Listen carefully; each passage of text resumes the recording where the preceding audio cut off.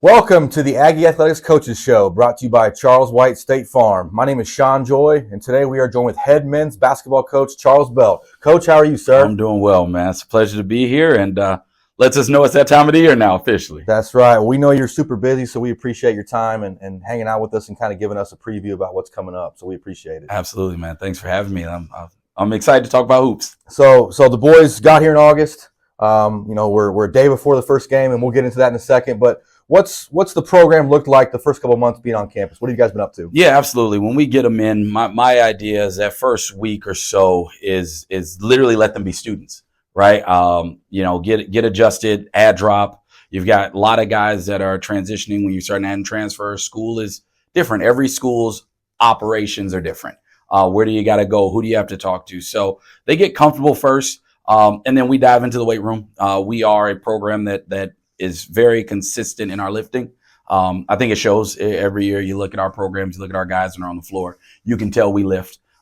So we get after it. We're 4 days. We go at night, so there's no one behind us, and we can really, really get in there and hone in on it. And then get in our conditioning, ready to rock and roll. And so that's the early look. We don't actually play a lot of basketball in the beginning. I like to concentrate on their fitness.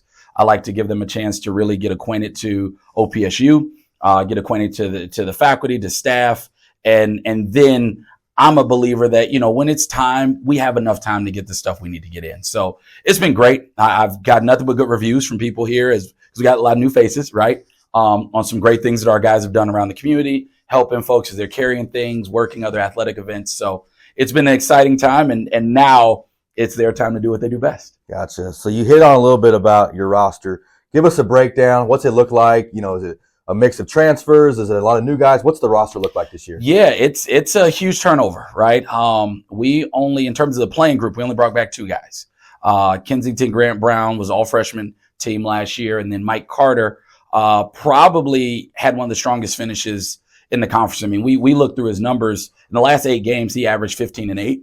And down the stretch of some of those games, he was the guy we were going to for the final possessions. And, we played a lot of close games last year. Every game was close. So those 2 are back. And then everyone else is new. Everyone else that people will see in the rotation are new guys. And so that's exciting. I believe that years ago when I was at William Woods, you really had a lot of the 4-year thing. And you had guys that stayed in that matriculation with your program. And now I've learned to lean into the new era a little bit. And it's exciting because you get new faces, you get new energy, you get guys that don't necessarily remember some of the hardships, which isn't a bad thing.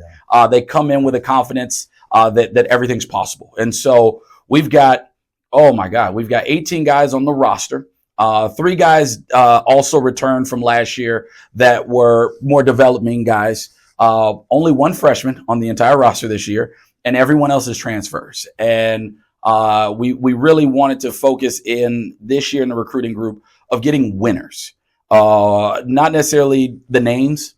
The name on the back for me in recruiting this year didn't matter as much. I wanted guys that came from 18, 20, 22 wins, because when you lose a lot of close games, you begin to learn players that win all the time. It's contagious. They know why they won. They also understand why you lose. And so that was a big focus of, I just wanted a group of winners so that could become contagious within our program. We talked a little bit about, last year, how many close games. I mean, win or lose, every game was down to the wire. I don't know how you handle that personally, but just very close games, very competitive with everybody. And you hit on a little bit about recruiting. What are you guys looking to do to make that jump and win those games? And you talked about bringing winners in, which is the first step. Now that they're here, what are some things you're trying to do to get those guys to say, hey, those close ball games, we're going to win those games? That's a great question. The first thing is, we had, to your point, 7 games that we lost were decided by a total of 16 points. It felt like more than that. It felt like more than that. Because we won a few on the other side, right? We won a few on the other side of it. I think the first thing, if you look from a statistics, and I'm a math guy, everybody knows that, was we had the worst offense in the conference last year. We were dead last in every offensive category: points per game, field goals, 3-point percentage, free throws, you name it. And we were great defensively.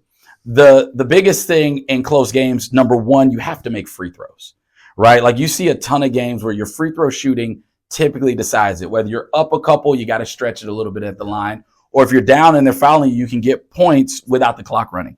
We were a very poor free throw shooting team. So that's one of the main focuses is we have shot a ton of free throws. Now, part of that is the routine that you have and also getting good free throw shooters, right? Yeah. So that's the first thing is we want to be able to control the free throw line. We were a low turnover team last year. We don't turn the ball over a ton. We control pace and tempo. I really believe that if you just have a couple of players down the stretch that understand making the right play versus the hero play sometimes. Yeah. Everybody wants to be a hero. Everybody, and I get it, right? It's human nature, right? Yeah. You're in a tight game. It's one. This building, gets rocking, right? Yeah. You want to hit that shot like you do. You want to be that guy. And sometimes the best play is the one more. It's the next guy. Yeah. It's the person as they're scrambling, you dump and he's alone under the basket. Yeah. And we just didn't execute those down the stretch. And that's where I talk about creating the habits of winning, right? It's way more pushing the agenda of we have to make the right basketball play, no matter what that is. And then we are going to live with the outcome depending on who that recipient. Yeah. But we've got to be way better at that. We just weren't. And again, everybody knows we had a stellar individual player last year, right? Very good. Every coach, you go to your guy late. This league's so good. You can't have one, right? The league is too good for that. Yeah. So I'm excited. I think we've really diversified our offense abilities this year. What so far it's early. You've been practicing, no games until tomorrow, and we'll get into that in a second. But what are some strengths of this group so far that you've seen that you're excited about? Yeah, I think it piggybacks what I'm talking about. I have thoroughly enjoyed how we share the basketball. It's refreshing. We played a scrimmage on Friday. And we had 15 field goals made, 13 assists. Nice. Right? Like that's phenomenal. It is, yeah. And we averaged under 10 assists in a game last year. And that number is just from one half. I only played kind of our playing rotation just the first half. So if you stretch that over 40 minutes, you're looking at a team that's possibly getting 20 assists on 25, 28 baskets. Phenomenal. That's our strength right now. We are sharing the basketball. We are selfless. We are walking as one. I love it, right? That's the strength. I'm sure you're gonna ask me about the other side. A little bit. The other side. But that's our strength. And I believe that what's unique with this group when you bring in a lot of transfers, how quickly can you get them to trust each other? Yeah. Because every dude, especially coming from winning, was a dude. Yeah. Right? Like I've done this, I've done that. And Mike and Kensington, I can't speak enough about those guys being the two that came back because they were the two most selfless guys of the group. Yeah. And so the culture was built where these guys walked in and they didn't walk into a group of guys that were returning that were about me. They walked in and saw the two captains, two leaders are actually us. Yeah. That's how it happens. And it's just fortunate, right? You don't, that. Yeah. You've coached, right? You don't control that. No. You get lucky and fortunate. You get a couple guys like that that kind of set that tone. Well, I know defense is important to you, obviously, and you talked about how offensively you guys were at the bottom. Defensively, you guys are the top of almost every category, if not all of them. And so, you're a defensive coach. You and I have talked kind of privately in the past. How do you balance out, you want to have a better offense, but you don't want to sacrifice too much? What's the balance look like between having a better offense, but then not giving up too much to defense? Yep. And that leads you to the weakness right now, right? It's God bless. I am trying to figure out how to get this group to defend as connected as they are on the offensive end, right? They play for each other on offense. Right now, we are learning how to play for each other defensively. Yeah. And you're right. I've told them over and over again, I know based on the way we built the team, we're not going to be the number one defense in the SAC, right? I mean, it was us and Langston in every category defensively, like you said, 1, 2. And we're not. You're going to have a slight step. I can't have us wake up and be in the bottom 7, 8 defensively. Yeah. And that's the thing that I'm letting them know. I'm not going to put the pressure on you guys to go out and hold people to 55, 58 like we did last year, right? That was phenomenal. That group, for what they struggle with offensively, my goodness. Flat out play defense. Oh, my God, we could defend. We led the league in block shots. We had 2 of the top 3 shot blockers, right? I mean, they were phenomenal.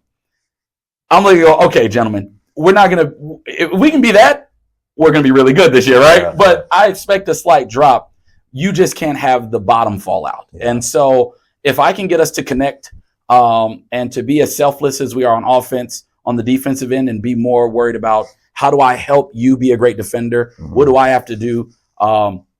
We'll be fine, right? I think we'll be fine on that end. But yeah, that's probably every day the thing that keeps me up the most is like, how far? I don't know yet, right? Until you play somebody else. Where is this really going to go on the defensive end? Yeah. And Maria, she's like an assistant coach. Sharika, she's a coach. She's like, you've got to trust that you're a good enough defensive coach to get these guys to be able to play defense. I guess we'll put it to the test. Well, I think your track record speaks for itself, and I think the guys are gonna. I think defensively be maybe a little bit better than what you might think. So, and if that offense gets going, then boy, it's gonna be fun to watch. And absolutely, so, we're excited. Speaking of excitement, tomorrow we open up at home, 5 p.m. Anchor D Arena. We got Bethel coming to town. Yes, sir. Come out, Aggies. We want to see you there. What do you want to see out of the guys? Obviously, defensively, you want to see them work together. Offensively, want to share the ball. But, just going into tomorrow, what are some things that you're like, I just want to see this tomorrow and kind of see how it goes? Yeah, it's a huge test. Bethel's made the national tournament, I believe, 7 of the last 8 years. They made it last year. They returned preseason conference player of the year, Carmelo Yakubu. He's phenomenal. I mean, he's absolutely phenomenal. And so, to your point of the defensive test, right? Can we that guy would be a first team all league sack player, right? He's just that good. We're gonna get a glimpse early of can we handle a guy like that. That's probably the first thing I want to see is when we play teams that have a guy, because that's how the sack operates. Every team's got a guy. What do we do? And I know that if we leave our defenders on an island with this dude, he might have 40 tomorrow, right? I mean, just being honest, he's that good. Yeah. We have to do a great job of being there for each other. And that's the first thing. The second part is it's a great test early because I don't know where the national preseason rankings will go. If they're not receiving votes, they're going to be really close. I think they're picked second or third in their league. It's going to be good to see where do we fall early in that mix too, right? Can we compete with a team like that? How do we embrace a ton of new guys? How do we embrace playing at home? They haven't played here yet. And it's exciting when you're the home team, but I also know it's our place gets weird in a good way, rowdy. Yeah. When you're a player too, that adrenaline, right? Are we too hyped? Can you handle it? Can you handle that too? So I just want to see us do a great job of controlling our emotions, do a very good job of executing our defensive game plan. Early in the year, there's no scout, right? Yeah. They don't have a scout on us. We're a brand new team, and we don't really have a scout on them besides knowing how good he is. Yeah. So it's going to be our base principles good enough? Do we execute those base principles? And then, of course, we're going to need a little help from our sixth man in the building to walk away with, which would be that would be a huge program-changing early season win if we can get that one against Bethel. They're that good. Well, we're excited. 5 p.m. tomorrow. Aggies come out to Anchor D Arena and check them out. Let's preview a little bit. We talked with Maria about this a few weeks ago about the No Man's Land Classic. Yep. Both women's and men's team are teaming together for kind of a round robin. Explain that, kind of let everybody know what you guys are looking to do and what's that going to be. Yeah, that one I'm excited about because what we want to try to do, I guess the first overview is we want to bring basketball to the panhandle as a whole, right? So we want to make it more than just an OPSU's hosting thing. We want folks that are in this area, if you look, there's just not, from the 4-year standpoint, you're talking 2.5 hours, 3 hours before you start getting to some of these other schools. Yeah. If we can get this thing really going, I would love as it grows for us to be able to pull some teams that are ranked and things like that, where folks here get a chance to watch some really great basketball. Not just our teams playing, but we're going to have games where, neutral, where we're hosting neutral site games against good basketball teams. That's the first overview. This year, again, we were able to get 2 teams from New Mexico. So we have Northern New Mexico. They just joined the conference this year. So I know that's exciting. They have a new coach on the men's side. Yeah. And University of Southwest has a new coach. Also from the New Mexico side. And then the women I think are with USAO. We're going to partner with Southwestern Christian on our league to get some of those neutral site games. So it's 2 days. It's going to be 4 games per day of basketball. We just would love to see fans come out, right? Whether it's for our games, for neutral games, and just enjoy the environment, see our facilities. It's a great chance for those teams to come see our place too. I think that we have one of those hidden gem type places. Our arena is very nice. We have a great locker room set up. Like, we're going to do a hospitality room. We've got some sponsorship stuff that's going to help with providing an experience. And I'm just excited, of course, as a coach, you got to lock in when those 2 days come on the basketball. But leading up to it, just working with the hotels, because we've got them in the Hampton here in Guyman, like working with all these people to build this thing up has been really exciting.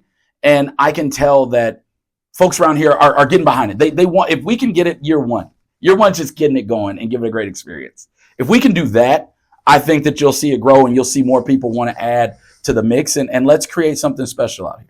So November 7th and 8th, Yep. the No Man's Land Classic. Make sure you guys come out and not only check out the Aggies, but who else is playing Absolutely. in the arena. So before we head out, we got our game with Bethel tomorrow. Yes, sir. I want you to tell the fans why they should come out tomorrow and watch the boys play. Tomorrow is it's the whiteout.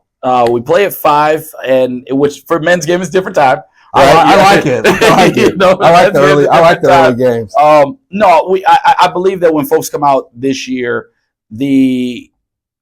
it takes a true basketball purist to appreciate elite defense.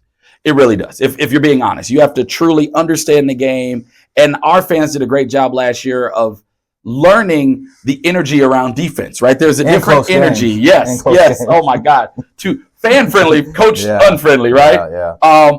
I'm not dumb. Offensive basketball is still more exciting, right? People want to see that. People like to see that. And so I'm encouraging folks to come out, especially in a game like that, to see a little more offense, hopefully see a game that's more exciting and understand that the opponent's going to bring offense too. I mean, you want to talk about getting a chance on our floor, and that's why I'm so happy they're coming to us to see he's one of the top players in the country.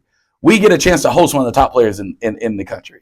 So I think for both sides, obviously we want our fans to support us and enjoy watching us play, but I think you're going to get a great opportunity to really see this level has some really good individual talent. And it's going to be, I already know it's going to be a fun environment. Folks around have already kind of talked about, man, basketball's here. Temp's getting colder. So you know it's basketball season. So I'm excited, man. I really am. Well, good deal. Well, Coach, we appreciate you coming by today, okay? Absolutely, man. Thanks for having me.